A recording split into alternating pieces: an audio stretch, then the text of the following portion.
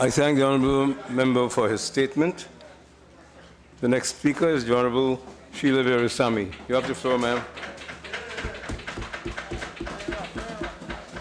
Thank you, Mr. Speaker. I listened intently to the Minister of Finance as he presented the budget for the year 2018. I listened in vain, hoping that the issues of interest to the working class and the underprivileged people of this country would have been addressed. Unfortunately, sir, they were not. Over the last years, the government has been trying to create a perception in the minds of Guyanese that during the last tenure of the PPP civic government, that it did nothing for the Guyanese people. Mr. Speaker, 2018 budget clarified for Guyanese the propaganda of the good life, which turned out to be a good lie. And I quote my friend across there and colleague. This propaganda misled our people into believing that utopia existed. Mr. Speaker, Guyanese today are gripped by bitter regrets, and come 2020, they will turn back the clock. Mr. Speaker, the government has cleverly toyed with workers' wages and salaries. They give with one hand and craftily took it away with the other. Workers have recognized this truth through their daily experiences at the marketplace. I was tutored, sir, to understand the philosophy of Christmas, and I honestly believe that the season of Christmas is a season of hope, a season of giving, and a season of new beginnings. Mr. Speaker, the policies of the government have caused our people to feel a sense of hopelessness this Christmas season. Ask the workers of this country, and they will tell you that they are earning more, but buying less due to the taxes that they have to pay. Mr. Speaker, I commend the Honorable Minister. His government has indeed increased the wages of lower-income staff in the public service and the ministers of government by 50%. However, we must be mindful of this disparity in the levels of income. What the Honorable Minister forgot to do was to explain to this nation in his budget presentation how his government, under his guidance, has ripped away the 50% increase from the workers through the almost 200 taxes imposed in the last 2.5 years. Further, not only was VAT imposed on all items, including school books, medication, baby items, etc., it took away the $10,000 We Care grant from parents. The VAT on fees on private education was removed. Indeed so. But this happened because of political and public pressure. And the Honorable Minister went on to make it sound as if he did those parents a favor. No, sir, not at all.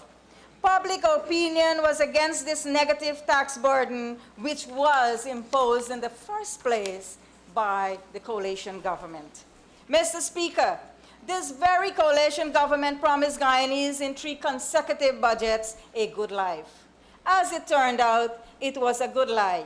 Because where is the good life, and a good life for whom? Sir, let me explain this good lie. The 2015 budget was referred to as a fresh start to the good life in the green economy. In that budget speech, the minister emphasized on transparency, accountability, partnership, and anti-corruption. Well, I am waiting on SOCU to investigate the Durban Park fiasco, the drug bond deal, the single sourcing of drugs of over $600 million in violation of the tender board procedures, and the parking meter fiasco, just to name a few. Mr. Speaker, where was the transparency and accountability in any of the above deals and so many more that followed? Mr. Speaker, the 2016 budget was presented under the theme Stimulating Growth, Restoring Confidence, the Good Life Beckons.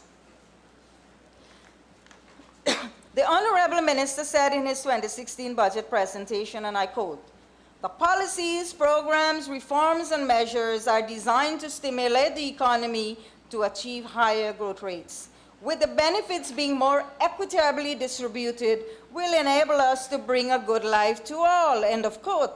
The minister further said, and I quote, "The agenda for 2016 provides the building blocks for a resilient economy and established a pathway for people to face the future with renewed hope and confidence," end of quote.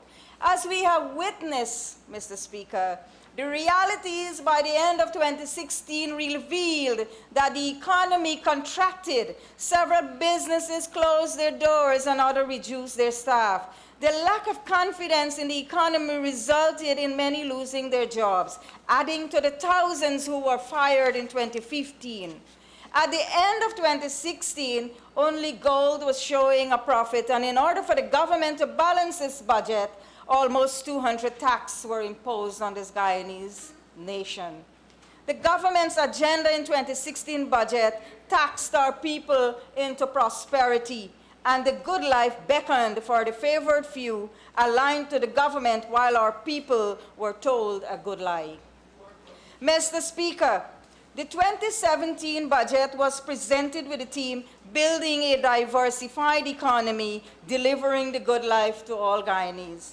The agenda of this budget started off with the closure of Wales Estate, which was followed by Enmore and Rose Hall Estates. Does it bother you? And I'm sorry, the minister is not here, sir. But does it bother this government that thousands of workers and their families are on the breadline by something called the stroke of a pen? Mr. Speaker, are sugar workers being punished because they are considered supporters of the PPP civic government in the den? Are they being punished because they are considered non-supporters of the coalition? These are some of the questions that are being asked out there. Mr. Speaker, I could not believe my ears when the Honorable Minister stated in his 2018 budget presentation on November 27, 2017, that his government never promised the nation, this nation, promised us Guyanese people a good life. Instead, he claimed that his government promised, and I quote, "a long journey on the road with many winding turns." This is the most dishonest statement in the minister's budget presentation, sir. Mr. Speaker, this nation recognized that the good life was a false promise. The Honorable Minister, then realizing this, backpedaled. This is what he said in the budget presentation, and I quote again, "We did not promise that the good life would be achieved in our first term." How pathetic. Mr. Speaker, in the Coalition Manifesto, page 9, refers to the foundations for development, and I wish to remind this Honorable House about what was promised under equal opportunity. I quote, "APNU AFC will reform and empower the Ethnic Relations Commission to provide ethnic impact statement of cabinet decisions and government departments where necessary, and such findings will be acted upon in the best interest of Guyana." Mr. Speaker, was the sugar workers given an opportunity to have a say in the estate closures? Was an alternative given to those workers to earn a living so that they can provide for their families? If so, what were the alternatives? Why weren't they included in the budget presentation? A song of democracy is sung at every juncture by the coalition, but where and when is democracy practiced? Mr. Speaker, democracy speaks to inclusivity, to transparency, and to accountability. These are definitely not the tenets that the coalition government is following. Actually, what is being witnessed in Guyana is authoritarian rule and unilateral decisions. Almost half of this population do not have a say in what is transpiring. And I would like to answer Mr. Carrington, Honorable Member Mr. Carrington. Sir, if the PPP government that is representing half of the voting population in this country had anything to do with this budget, we would not have been sitting here today debating it. It would have received free passage. Honorable Member I believe that we have passed this division. All members in this House represent all members, all citizens. Yes, sir. I Thank you. believe we have passed this division the first year. I would suggest that we do not go back there. Please proceed. Honourable member, I give you the floor. Can you please ensure that the statements made on both sides of the House? Because, sir, there have been accusations on Honourable member, Mr. Shearer, a point of order. Mr. Shearer, a point of order. You rise, you make the point of order, and then you resume your seat. That is how we must do it. Thank you. Please, Ms. Verasammy, proceed. Thank you, sir. Mr. Speaker, on one hand, the government speaks of inclusivity, and on the other hand, its negotiations with unions ended in deadlock. Then the government unilaterally decided on the amount of increases it will pay to the workers, and in the process, sir, emasculated the unions into toothless poodles. I can name a few, sir. The GPSU, the Teachers Union, GAU. In a democracy, sir, workers' rights are upheld and unions are allowed to thrive and develop. Workers that were and are pushed on the breadline have families. Either a mother, a wife, a daughter, or a worker who herself is an employee. Mr. Speaker, in 1980, the government of Guyana signed and ratified the Convention on the Elimination of All Forms of Discrimination Against Women. In 1995, Guyana participated in the World Conference on Women in Beijing, China, out of which the Beijing Platform for Action was developed to encourage governments to work towards improving the status of women in their individual countries. Further, the National Commission on Women, which paved the way for the Women and Gender Equality Commission, the Guyana Women's Leadership Institute, and the Documentation Center for Gender and Development were established. To support these initiatives were the National Policy on Women and a National Plan of Action, and several pieces of modern legislation which were passed in this August House to improve the status of women and increase their political participation in governance. At this time, sir, I would like to take a couple seconds to say that today, this afternoon, I was made to understand that the Women and Gender Equality Commission signed a memorandum of understanding with the University of Guyana to establish the Institute for Gender Studies. This is a magnificent initiative that is going to be improving the status of women in our country. And I would like to personally congratulate the Women and Gender Equality Commission for that initiative. After 1995, sir, women's rights were accelerated to afford them the opportunities to participate and influence decisions that affected their lives at all levels of society. So much so that from 2001 onwards, parties contesting elections in Guyana must have no less than 1/3 of its candidates as women. The Guyana Women Leadership Institute, established in 1997, was the first of its kind in the Caribbean. Developed and implemented training programs to build the capacity of women for leadership and governance. This resulted in widespread sprouting of and an overwhelming involvement of women in non-governmental organizations, community development councils, and community politics.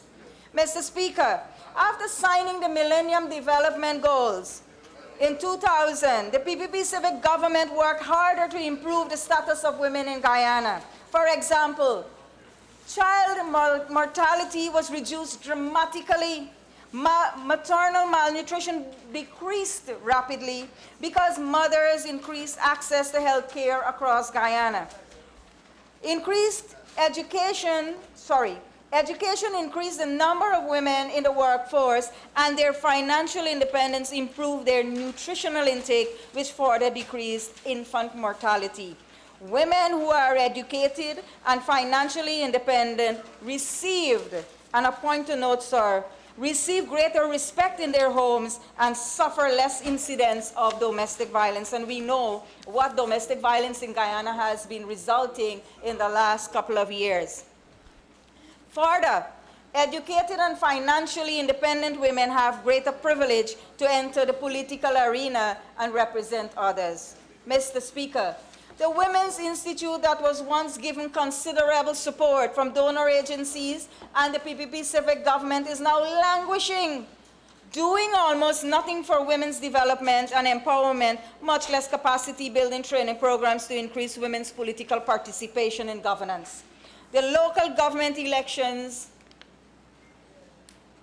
2018 is looming just ahead. We need to prepare our women to take up their rightful place in society, to influence decisions that affect their lives, that of their family and community. Mr. Speaker, women's empowerment has its own disadvantages. Due to cultural practices in our society, strong women are not easily accepted and tolerated. Women stop at nothing to take care and protect their families, but when she cannot provide for her family's needs, she becomes frustrated. And remember, you have 5 minutes remaining. Thank you. I do not want to contemplate at this time on the economic and psychosocial problems that has already gripped some families whose breadwinners have recently even been thrown out of their jobs. Mr. Speaker, how come after the litany of promises, the Honorable Minister failed to speak about what women can expect from the 2018 budget? Maybe the Minister has deferred the women question to another time. I would like to ask all female members of Parliament, the Women and Gender Equality Commission, women's organizations, and women generally to take note of how women were treated in the 2018 budget. Although the resources, technology, and knowledge exist to decrease poverty through improving gender equality, the government seeks to lack the political will to do so. Mr. Speaker, putting up a monument of the Sustainable Development Goals on Camp Street is considered a political show. Can the Minister of Finance explain to the more than 50% of the people of this country, our women, us,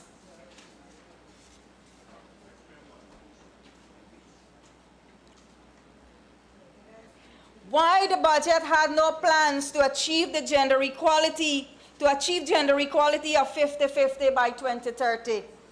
Sir, the SDGs are expected to offer hope to our people, especially our women, to move from reducing to ending extreme poverty in all forms by ensuring that no one is denied basic economic opportunities and human rights.